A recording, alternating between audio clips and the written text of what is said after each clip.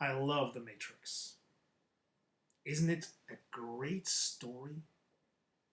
The one moment when the viewer realizes everything that he sees, well, that's a computer game. These guys are living not in the real world. They're living in the computer game and they don't even know it. At least most of them. Fascinating, isn't it? And by that, the movie invites us, the viewers, to think about, well, how do we see reality? What is our concept of reality? And apparently the movie tries to tell us, beware guys, don't trust what you see. There is more than meets the eye. Well guys, you didn't need the movie to tell you that. Am I right? You kind of knew that before, that there is more than meets the eye. Because this kind of idea is with us since day one. It is an essential idea in Western philosophy. And one of the first guys who brought that up was the Greek philosopher Plato. Sure, you heard about him. He's like the godfather of philosophy. That means that his theories, his ideas, they're still extremely relevant in philosophy today. So how did he answer that question, what is reality? He told a story. The story is called the cave allegory.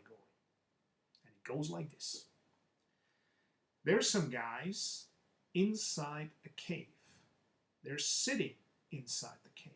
They cannot move. They cannot turn their head around because they're chained, they're bound to the ground. They don't know what's behind them. They only can look at the wall in front of them. What they don't know is that behind them there is a fire burning. And in front of this fire there are a number of things, objects. But these guys, of course, they can't see these objects. The only thing that they see are the shadows that these objects throw on the wall right in front of them because of the fire behind them. And this, Plato says, this is how we experience reality. We only see shadows, meaning we are not able to see, to understand, experience the true nature of things. Everything is superficial, not real, so to speak. The story is not over. One day, one of these guys actually manages to break free. He crawls out of that cave. He leaves the prison and he's able to see the sun. In Plato's writings, the sun always is the symbol for knowledge. And now, this guy suddenly sees, really sees.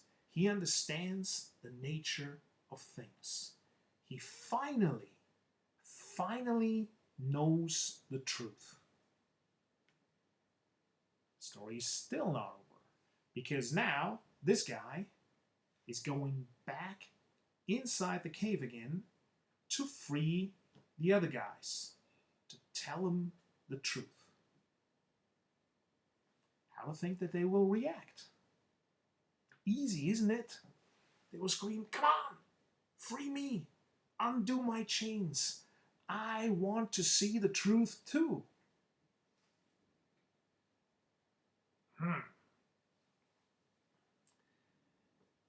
Think of Cypher. Think of Cypher. The one guy who betrays Neo and the others, who actually kills most of them. He knows the truth, but he is more than willing to trade in the truth for the illusion. This guy does not choose truth over the lie. He wants to live with the lie, the illusion. And this is actually how Plato says the guys will respond. That the guys will not choose truth. That they will stay, that they will have what they know.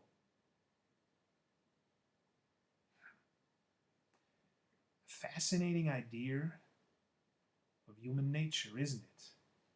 Because if you ponder about the question, I mean, what is better, illusion or truth?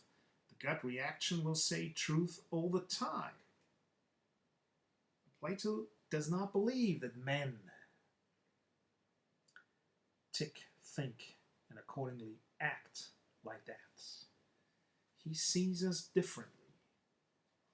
In Cypher, he is a prime example for the human nature as Plato depicts it. So why does he choose the illusion? What does that tell you about us, about human nature?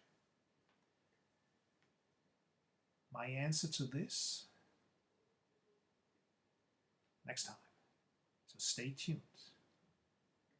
A little bit of thought material. Reimagine the scenario inside the cave. Wall, people, things, fire.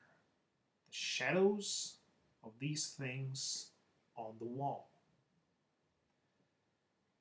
Does that remind you of anything? Personally, it reminds me of a movie theater. Screen, audience, projector, throwing the images, the moving images onto the wall in front of us.